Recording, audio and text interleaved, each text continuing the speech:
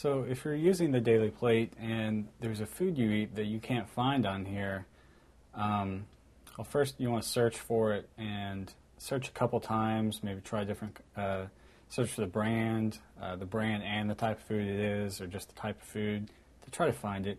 But if it's not in there, you can go to this link right here to add an item. And you've got a couple of options here. At first it says, if you'd like to add this to your food, of course go to your My Plate first and search for it. But if you really know that you need to add the item, you have a couple options. I'd like to enter the brand or restaurant for this item. This is a generic item, item name, and item description. So let's see if, I know this is already in their database, but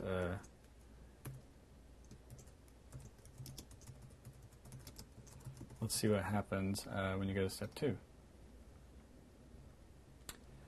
So I've got the, this is what you see. You can add an item description, and then you want to enter in all the nutritional facts. So you want to have the item on hand so you can enter everything in, all the way down to all the everything. And you save the changes, and then once it's approved, the item will now be in the database. You can see it automatically added the brand image that was there. So I'm pretty sure either that doesn't exist or it's already in there, so I'm not going to actually do that. You can also choose to add an entire recipe. And you can see their example here for garlic fried chicken, which includes multiple ingredients.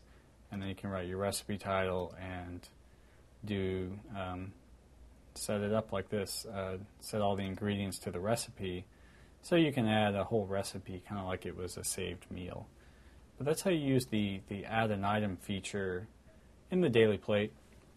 And remember, one of the great things about this website is it has so many foods already in their database. So make sure you just search for it first before you go adding things, because there's a really good chance it's already there. So